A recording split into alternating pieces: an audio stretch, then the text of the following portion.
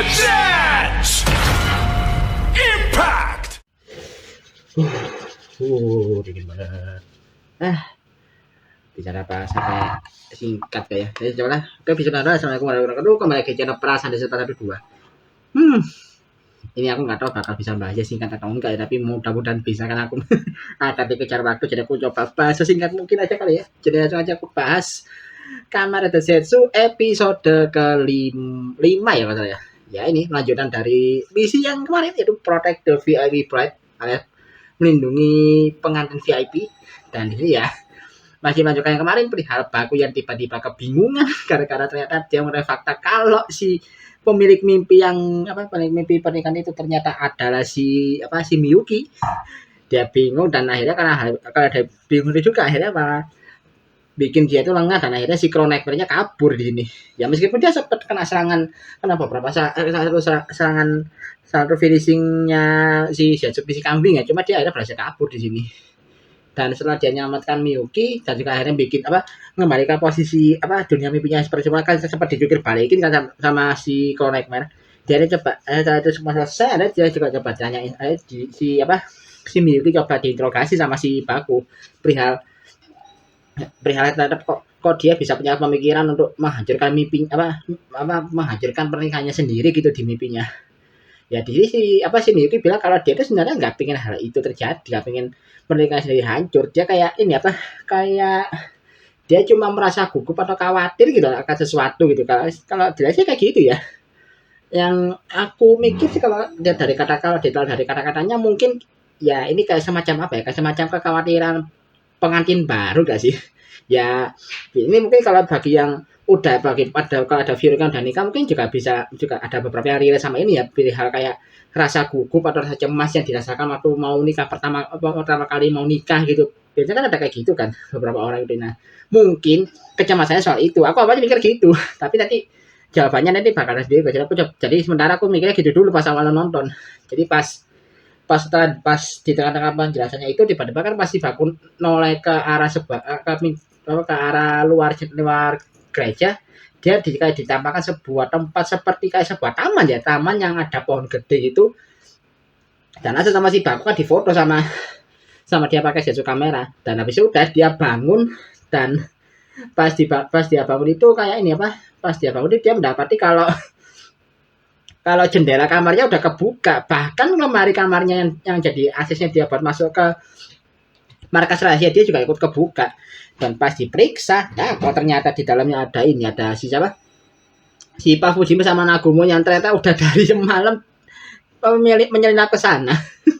Itu ada lucu juga sih. Jadi kayak agak sedikit ya tertangkap basah di sini perihal markas rahasianya si Baku. Ya memang, tapi memang caranya Pak Fujimi agak ngawur juga sih, kayak nyelinap gitu aja gak bilang ya, malah tindakannya bener-bener kayak tindakannya kayak bener-bener menyalahi hukum banget gitu sih tindakannya si Pak Fujimi. Ya tapi dia ada karena sudah terlanjur tangkap bahasa di sini ya udah akhirnya si Baku akhirnya menjelaskan semua perihal dia adalah seorang agen rahasia dari organisasi Brahmakoda. Jadi benar-benar dijelasin semua lah. Ya meskipun ya seperti yang udah kelebak. Nah, aku mau di sini ya bisa langsung langsung skeptis dan nggak bisa langsung percaya karena kesannya si Baku kayak ngalor ngidul ngomongnya. Cuma bedanya pas Fujimi kan langsung percaya gitu aja, kayak bener-bener kayak gampang banget percaya gitu, bahkan reaksinya kadang sampai agak berlebihan karena reaksinya si Pak Fujimi. Tapi ya udah kayaknya ininya ya udah di sini ya akhirnya mereka kayak saling berbagi informasi di sini perihal Baku yang jadi dia sebagai agent sebagai seorang agen, terus juga Pak Fujimi sama Nagumo, terutama Pak Fujimi yang menawarkan buat bantu misinya Baku dengan imbalan setiap informasi yang didapatkan dari misi Baku itu harus dilaporkan juga ke si Pak Fujimi. Jadi kayak saling bertukar informasi lah intinya antara mereka berdua. Ya udah ada mereka di sini kerjasama dan juga bahkan dan ini juga di triggernya kenapa? Karena ada mau di mana sih waktu Nagumo nyoba naiki Zero yang masih nyamar jadi wujud motor ya. Dia kan sempat juga ada momen di mana si kacanya itu layar kacanya itu sempat nampilkan mapping case yang sebelumnya ditunjukkan sama si Zero ke Baku. Jadi ya nah itu makanya mereka kepikiran buat si Pak Fujimi kepikiran buat bantu si Baku. Dan apalagi ya Dan perihal ini juga kenapa kok akhirnya mereka kerjasama juga ini juga atas sarannya Zero sih. Waktu si Baku panik perihal harus jauh harus ngomong gimana ke Pak Fujimi sama Nagumo sama si Zero ya bilangnya ya udah bilang aja semuanya. Terus juga kalau dapat bantuan dari kepolisian juga kan bisa memudahkan misinya dia. Makanya si Zero ya udah diperbolehkan ya udah makanya si Baku jujur. Jadi ya semuanya langsung dibuat seclear mungkin biar nggak panjang-panjang gitu. Terus juga ya singkatnya ada sih sama si Baku sempat tinggal dulu kan sama karena dia dipanggil sama Minami buat sarapan kan. Sarapannya di kamarnya Baku karena katanya kamarnya dapurnya mereka itu kayak ada kayak ketutupan bau gosong karena Minami itu masak ikan tapi gosong makanannya. Pas lagi sarapan ini kan si Baku kan juga sambil ngeliat foto di jasa kameranya dia kan. Dan pas dia coba nanyakan ini fotonya lokasi foto yang dimasukin ke Minami bilang kalau ini ada di sebuah taman yang notabene kebetulan sebelumnya itu mereka sempat jogging itu lewat taman tersebut. Jadi ya makanya pasti Bagus juga pas teleponnya kok kayak kenal nih, tapi kayak tahu tempatnya tapi di mana dia nggak begitu ingat. Pas dia tanya adiknya di konfirmasi kayak gitu dia langsung ingat ternyata itu ada foto dari pohon di sebuah taman yang kebetulan mereka lewati waktu mereka jogging sebelumnya.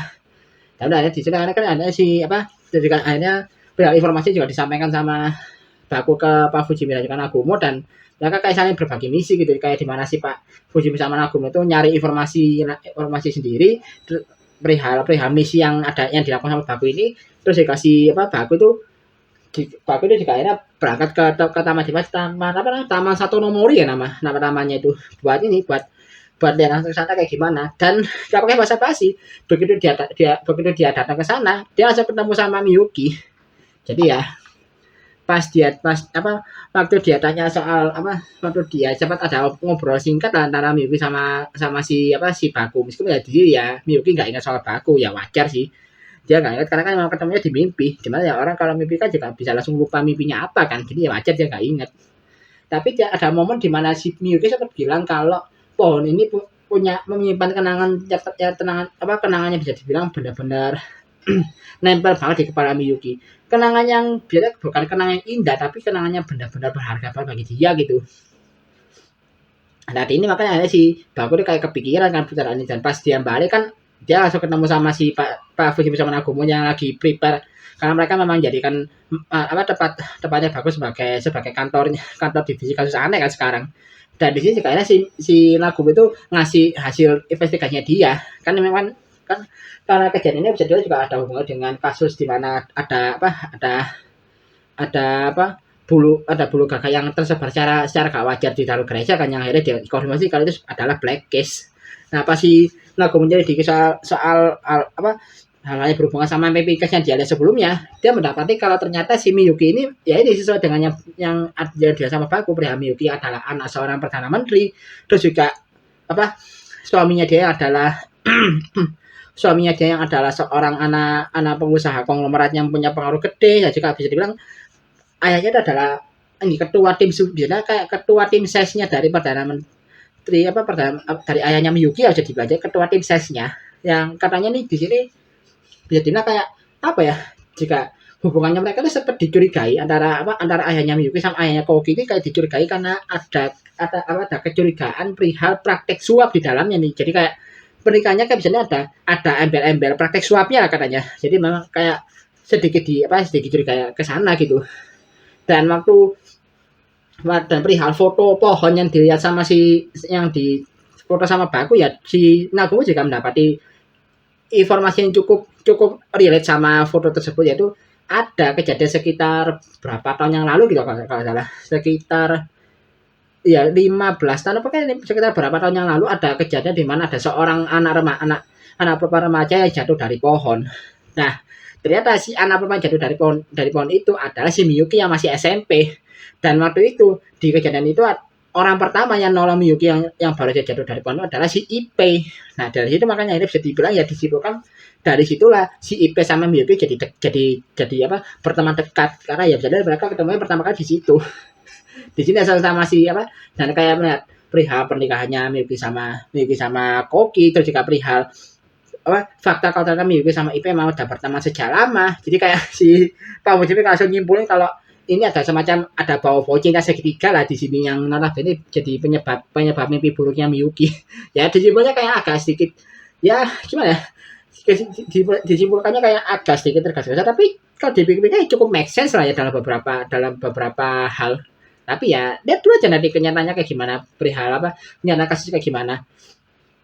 Di sini juga kan sebenarnya kan si Bako juga ada momen dimana dia seperti bingung kan perihal dia itu harus ngapain tapi ya pas dia nyoba mengenai kata-katanya Zero sebelumnya atau jika kayak sedikit di trigger sama si Pak Fujimi sama Nagumo akhirnya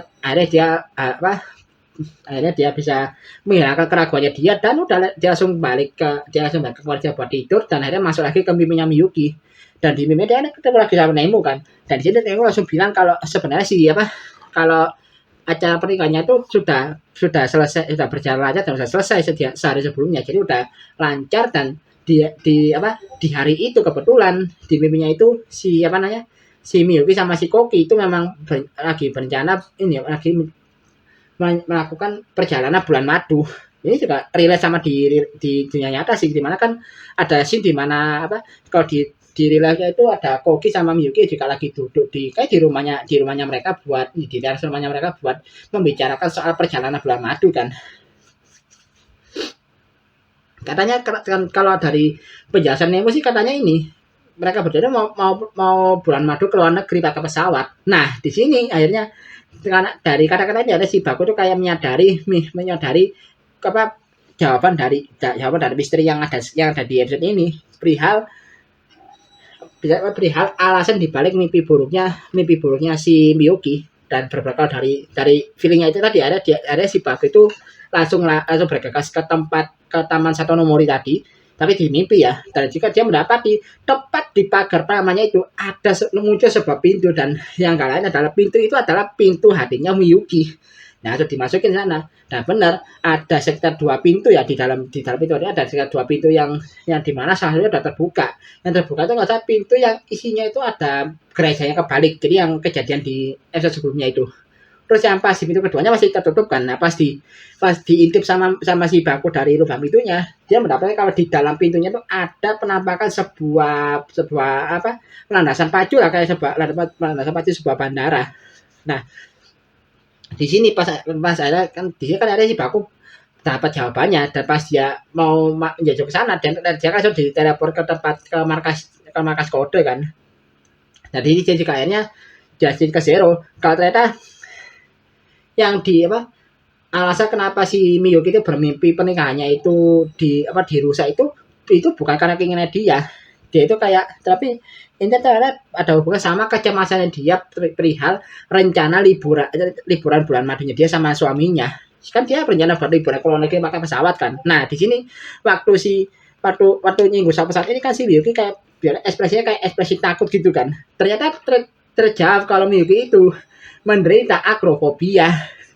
Kalau nggak tahu akrofobia itu apa, akrofobia itu simpelnya adalah ketakutan berlebih terhadap tempat tinggi. Jadi ya, karena dia takut ketinggian, dari situ akhirnya men-trigger si rasa cemasnya Miyuki dan akhirnya itu kesalur ke mimpinya yang akhirnya mengakibatkan si Cronekma tercipta. Makanya kan kayak perihal kayak jatuh dari tempat tinggi terus jika di tempat tinggi kayak si Miyuki kayak gampang panik kan. Dan itu juga itu juga menjawab lah kenapa kok menjawabkan hubungan antara mimpi itu sama akrofobia yang aku bilang tadi. Jadi ya, jadi udah mulai kejawab. Kalau tujuannya Cronekma ini adalah menyerang pesawat jet pribadi milik suaminya Miyuki yang mereka pakai buat bulan madu. Biar pesawatnya kecelakaan dan ya udah amit-amit dari itu bakal kejadian dunia nyata. Dan benar aja kan di saat bersamaan juga kan si Cronekma kayak lagi berdiri buat melihat pesawat jetnya Miyuki sama Koki itu terbang dan langsung diserang loh sama dia. Dan akhirnya mengakibatkan pesawatnya itu kayak mengalami kerusakan di beberapa bagian dan hampir jatuh. Dan itu juga akhirnya mengakibatkan pintu kedua di dalam pintu hatinya Miyuki itu hampir terbuka. Ini belum benar-benar terbuka ya, hampir terbuka. Dan pas belum benar terbuka, otomatis si Baku langsung datang ke sana kan dan udah terjadi pertarungan di sini antara si Baku dan juga si Cronekma di mana si Baku langsung berubah pakai kamera Desu PC kambing. Jadi dia nggak pakai PC impact tool, dia langsung pakai PC kambing di sini. Dan padahal cukup ya misalnya cukup sengit di antara penara roda 2 ini. Karena tapi ya tujuan si Bakun cuma satu, dia pengen ngedistraksi Crown Nightmare biar dia bisa langsung terbang buat apa? Buat menyelamatkan pesawatnya Miyuki sama Koki yang hampir jatuh.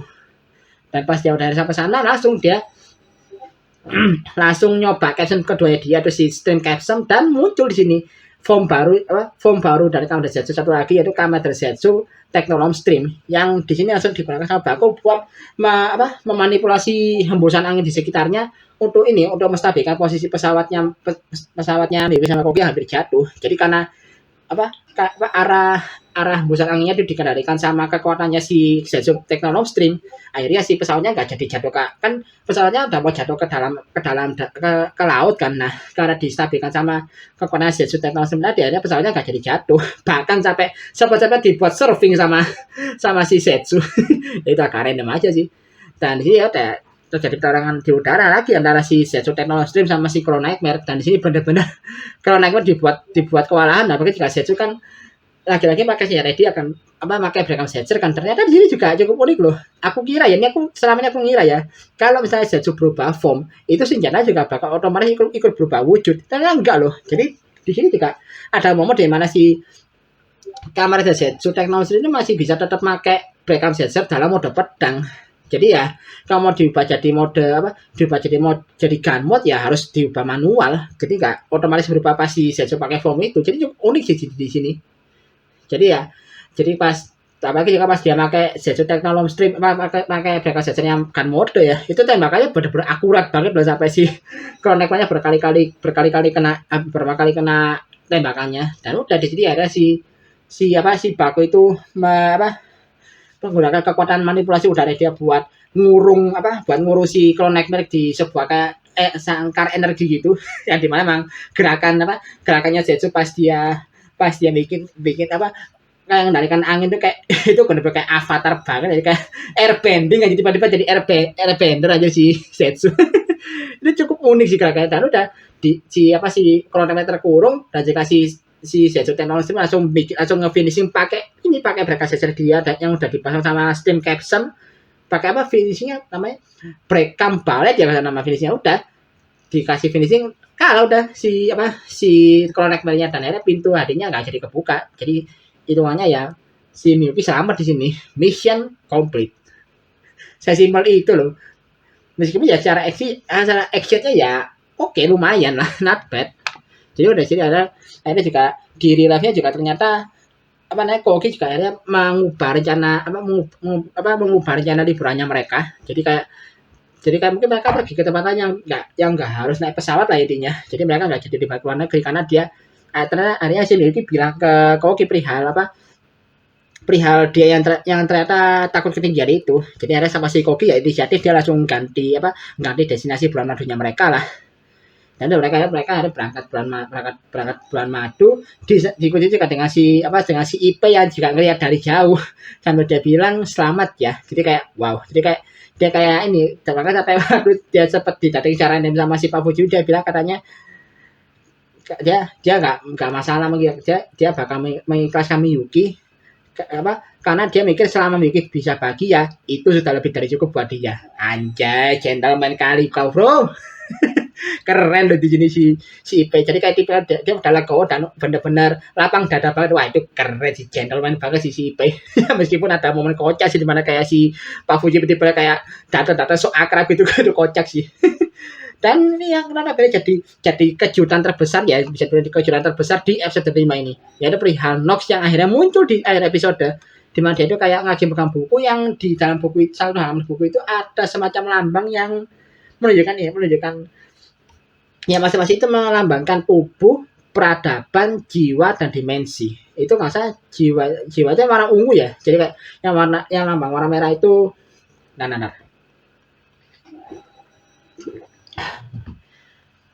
lambang warna merah itu melambangkan tubuh, biru melambangkan peradaban, ungu melambangkan jiwa, dan ungu melambangkan dimensi. Ya mungkin kayak ini tempat simbol ini sepertinya merujuk pada 4 varian formnya Zetsu, yaitu Physical, Technolom, Extreme, sama Paradigma. Kayak sih gitu ya. Kalau dari warnanya sih kayak gitu soalnya. Dan Dia bilang kalau semua yang ada di dunia ini ditakdirkan untuk hancur kecuali kita berdua. Kecuali aku dan kamu, Nemu. Tiba-tiba Nemu di notis sama si Nox. Wah, ini gimana nih? Apakah ada hubungan tertentu antara Nox sama Nemu? Jadi kayak mereka itu sebenarnya siapa gitu loh. Nox yang notabene ada di dalam mimpi kayak yang selalu men-trigger kemunculan nightmare. Juga Nemu yang bisa muncul di mimpi banyak orang. Ini kayak menjadi misteri nih. Ini sebenarnya mereka berdua siapa gitu. Waduh, ini gila sih kayak bener-bener kayak waduh muncul teori baru lagi nih ya misteri antara Nemu sama Nox ini. Ini mereka itu siapa gitu. Jadi ya makin menarik aja nih episode berikutnya. Makanya juga kan episode berikutnya itu ada misi baru ya itu perihal escape with all the prisoners. Jadi kayak gimana misi ini Baku itu kayak masuk ke dalam sebuah mimpi yang tepatnya itu masuk di sebuah tempat yang seperti kayak semacam penjara maut ya di mana kayak dibilang siapapun yang masuk penjara itu gak akan bisa keluar lagi. Bahkan penjara benar-benar kayak ekstrim banget ada kayak ada roda gigi gede yang bisa motong mereka kemana aja tuh kayak segala macam kayak bener-bener ya ini kayak penjara maut aja ini. Dan juga ini apa kemunculan nightmare baru ya di sini. Nightmare-nya aku nggak tahu sih betul kayak namanya apa, tapi aku nyebutnya sementara Chainsaw Nightmare dulu ya, karena kan dia punya senjata kayak semacam gergaji mesin di kanannya tuh.